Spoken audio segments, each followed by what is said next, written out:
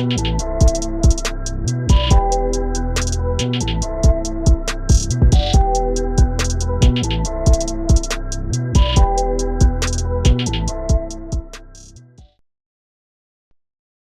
what's good? Top of the top, episode 225, Stash House Podcast. Your boy Tyler checking in. First time listeners, thank y'all for tuning in. If you tune in weekly, salute. And it's just an episode, some topics you may want to hear about. Salute to you as well. Podcast available on all podcast streaming platforms. Apple Podcasts, Google Podcasts, Spotify, YouTube. Make sure you guys go out, subscribe, like this video, share this episode, put your people on. All greatly appreciated. Hope everyone had a safe week, a safe weekend. Continue to do the same this upcoming week and weekend as well. Starting off this week's episode, we jumping back to the music world. Talk about some albums, some projects that's been in my rotation throughout the past month or so. And some upcoming projects as well. So let's get right on into it. Starting off with Victoria Monet, Jaguar II. It dropped a couple weeks ago. I thought we was getting this project around March, April. If you haven't already, I highly suggest you check out the first Jaguar project. It dropped in 2020. It's been in my rotation since then. I talked about it way back during that time period, but it's still in my rotation, the first Jaguar. We finally got Jaguar II, 11 records. The thing I found interesting with this project, even before it dropped, I don't think it dropped by the time the On My Mama video came out, but she got a track on this project called On My Mama, right? So the video and everything was all on my Twitter timeline. People were like, yo, the choreography. You know, people get excited when they see some choreography now in music videos. The fashion, I want to say it paid homage to like the mid-2000s, like the Sierra videos back then. So it's a dope video and a good song. But what I found very interesting, the tone that she used and even the way the song sounds, it sounded very similar to Mariah the Scientist. I damn near thought it was a Mariah the Scientist song until I saw like, oh, this Victoria Monet. Like, I tried to go find the song, but it's a song Mariah the Scientist got that sounds very similar to this On My Mama song from Victoria Monet. And I found that kind of weird, but I love Victoria Monet and I love Mariah the Scientist, so it is what it is on that part. But Victoria Monet, she's in this category for me. She's an artist that can do a lot of different things. Like, she's very talented. She can write, sing, of course, like I said, music video. So she had that vision, choreography. She can dance. So, and she's beautiful. I mean, that's an automatic. She's very beautiful. So for me with this Jaguar II project, it sounded like she was trying to find her lane in a sense. You know, different artists, when they can do different type of things, I always put Anderson .Paak in this category as well. It's like, you got some artists who are comfortable just being multi-talented. You know what I'm saying? Anderson .Paak, like I said, he's a perfect example for that. He's found his own lane to where, yeah, I can play drums, I can sing, produce. I'm great on features. I can tap into my producing side. Like, he can do a lot of different things. He's just a musician all around. Victoria Monet, it felt like with this Jaguar II project, she was trying to satisfy each audience. Like, she got the record Party Girls with Buju Banton. She got the record. I really enjoyed the How Does It Make You Feel, the All Right record, Hollywood with Earth, Wind & Fire, the Smoke record with Lucky Day. And each of those songs are like in a different category. Like the Buju Banton record, that's more, I don't want to say reggaeton, but more Afrobeat-centric type of record. The Smoke with Lucky Day, How Does It Make You Feel, that's more on the R&B side of things. All Right, I don't want to say a dance record, but it got that vibe to where, you know, it puts you in the dance type of vibe. So I feel like with this Jaguar II, she's trying to find her own lane, but at the same time, as a person, as a consumer, I enjoy it all. And I feel like all of it can work in her favor. She's going to go on tour with this project. So it just made me think about the artist that's out there that's multi-talented. Just continue doing what you're doing. That's the best advice I can give you because it's an audience out there for everything. I talk about it all the time with Future. I enjoy more trap Future than I do R&B Future, but it's some people who love the R&B Future. They don't really care for trap Future like that. So you got even the big artists to where they can do different things, tap into different genres, but at the same time, you got to satisfy all your fan bases. You got to realize some people may enjoy this type of sound more than this, but if you're multi-talented and you can move around in those different genres, it's a winning combination, honestly. Honestly, it's a winning combination. Like I said before, probably her best criteria is writing. So as long as you can pen very, very well, you can sing very, very well. Like I said, be honest, you're beautiful. It's going to sell. It's going to sell. She's going to tour off this project, and I believe she's going to get comfortable. Now, the one knock I got on this project, yes, I feel like the How Does It Make You Feel record is probably my favorite, but from Jaguar I, she had that record Dive, the Experience record that I really, really love with Khalid. She doesn't have those type of records on this project, the ones that just pop out and like, okay, this the one you need to ride with. Maybe the On My Mama song because, like I said, the video and everything is catching traction, but for me personally, I don't think she had that one song on this project. I was like, okay, this the one I can get the groove with. But the How Does It Make You Feel record, the Smoke record, All Right, Hollywood, and what else I said, my favorite, Party Girls with Buju. Highly, highly recommend you check out those records and check out the whole project. Victoria Monet, her trajectory. Like I said, her last project came out 2020, 3 years later. We finally got Jaguar II. She's going on tour with it. So I see her future is really, really bright. And I just want her to be comfortable just being multi-talented. Just be comfortable with it. And that's a winning recipe in my opinion. So check it out. Victoria Monet, Jaguar II. Some other projects I've been checking out within the past month or so. I'm not going to go in detail. I'm just going to list them and highly recommend you guys check these out. Emotional Oranges, Still Emo. Raheem, But If I'm Honest. Terrence Martin, James Fauntleroy, Nova. Leia, Bet That.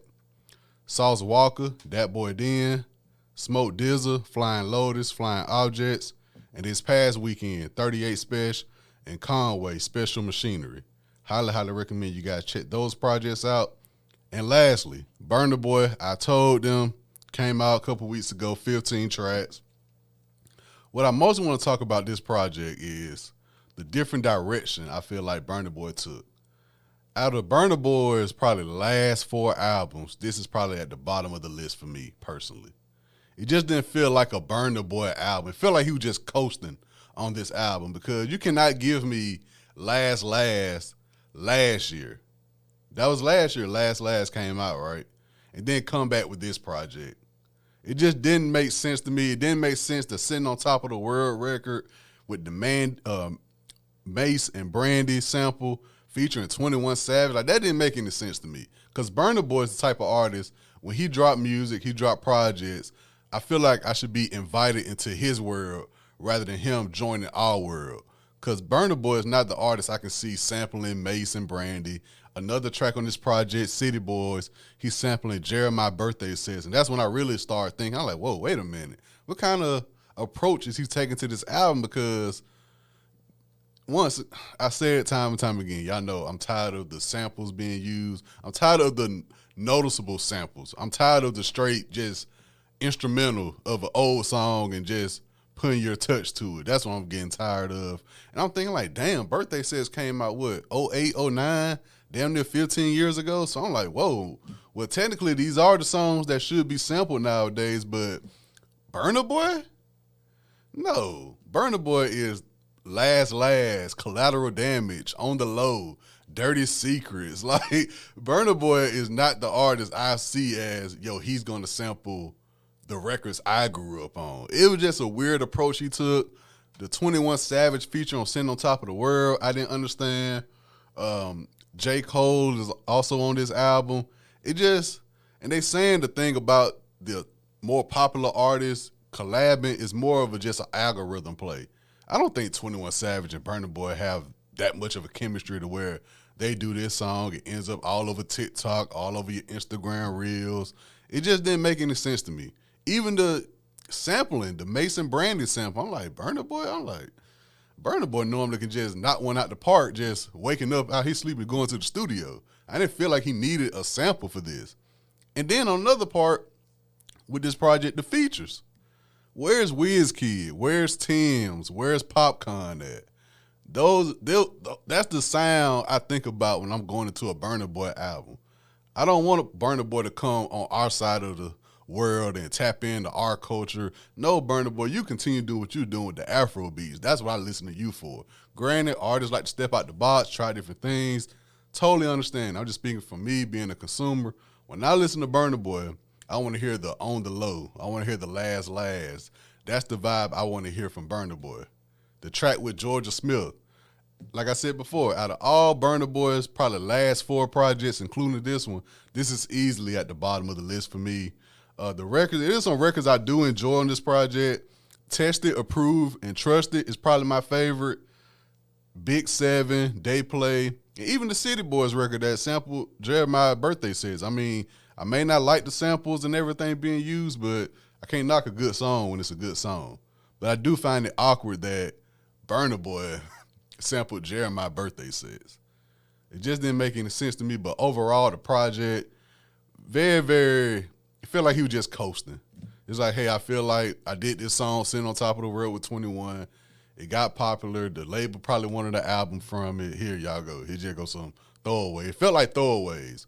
Like I said, compared to his last projects, it definitely missed that Burna Boy feel that I've been getting for the past few years. So, all in all, Burna Boy, I see what you did. I appreciate the effort, but, man, go back to what we enjoy your music for. Please. Like, do not sample Mason Brandy. You got one with the City Boys record. I wonder how that's going to work, but I don't think of Burna Boy and sampling, what I grew up on. It just, it was an oxymoron. It was an oxymoron, but shout out to Burna Boy. So in terms of the albums I've been listening to the past month or so, once again, Victoria Monet, Jaguar II, check that out. Emotional Oranges, Still Emo, Raheem, But If I'm Honest, Terrence Martin, James Fauntleroy, Nova, Leia, Bet That, Sauce Walker, That Boy Then, Smoke Dizzle, Flying Lotus, Flying Objects, 38 Special Conway, Special Machinery, and this Burna Boy, I Told Them project. And if there's any other projects I need to check out, y'all let me know. I'll tap into them.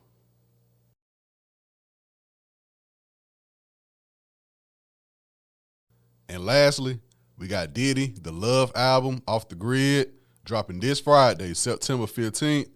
Supposedly, it's the Diddy R&B album. I've been waiting on this project for a while. I want to say whenever him and Jermaine Dupri was going back and forth about possibly doing the verses, I'm not sure if that was a year ago, 2 years ago, I can't remember, but that's when I feel like I started hearing rumors about this Diddy R&B project. So we getting it this Friday.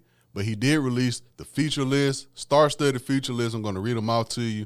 And then I'm going to say who I'll take off and who I'll replace those artists with, because I just feel like it's some artists who I thought was going to be featured or who I wanted to be featured who's not. So let's read this feature list off. We got The Weeknd, Justin Bieber, Mary J. Blige, Jasmine Sullivan, Her, Summer Walker, Babyface, John Legend, Tiana Taylor, French Montana, Coco Jones, Fabulous, The Dream, Busta Rhymes, Don Richard, Kalina, Ty Dolla $ign, Jacquees, Kehlani, 21 Savage, Sway Lee, Jeremiah, Jazzy, Nova Wave, Kalon For Real, Nija, and Dirty Money. So that's the feature list. Artists who I thought would be on this project, but who knows, maybe they make a surprise appearance. Faith Evans, her and Diddy go back, Bad Boy Records, so I figure I'll see Faith Evans on this feature list, but she's not on it. Chris Brown, Usher, Lucky Day, Ari Lennox, and Alice Isley, personally. That's who I want to see on this project. And who I take off, because if it's true that it's supposed to be an R&B album, I would like to just hear mostly R&B artists. So I'll take off French Montana. I'll take off Busta Rhymes, 21 Savage, and hell, even Jacquees. I'll keep Fab on there because Fab do got a good track record in terms of R&B songs. So who knows, but that's just without hearing the music. Who knows, some of these people may have amazing songs on the project. So we'll see how it turns out. But I've been waiting on this project for a while. If you know Diddy, his track record in terms of R&B music, those old Mary J. Blige records, Jodeci, 112, Faith Evans, Carl Thomas, just that whole Bad Boy regime back in the 90s, those R&B records with Total and everything, I Need a Girl, Part 1 and 2, Dirty Money. Like, Diddy has a great track record in terms of R&B. So I'm looking forward to this project, and with it being September, We got October, November, December, the fall and winter right around the corner. So I'm looking forward to this project. The one thing on this project, with it being Diddy, and I just said this with the Burna Boy project, I do not want an R&B project from Diddy that's full of old R&B samples. I feel like Diddy is too much of a mastermind in the R&B world to just give us a project. I'll let you get away with one. Just one. If it's more than one sample, don't let it be an old, total Faith Evans sample. I'm like, come on, Diddy. Come on. Let's get some original R&B production going on. Link up with Stevie J and those guys. Come on, man. Come on. So I don't want an R&B album full of samples. I feel like this is going to be a great project, though. And I got some artists who I think are going to stand out in terms of show up or putting people on or whatnot. I think Jasmine Sullivan is going to have a great outing. I think Her is going to do tremendous. I think Coco Jones is going to do tremendous.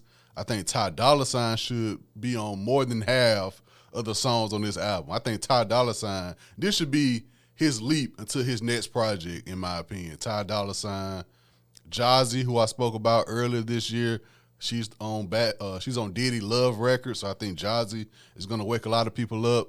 And I can't wait to hear what he got coming with Dirty Money on this project. That Dirty Money album, Last Train to Paris, if you listen to it now, it came out like, 2010?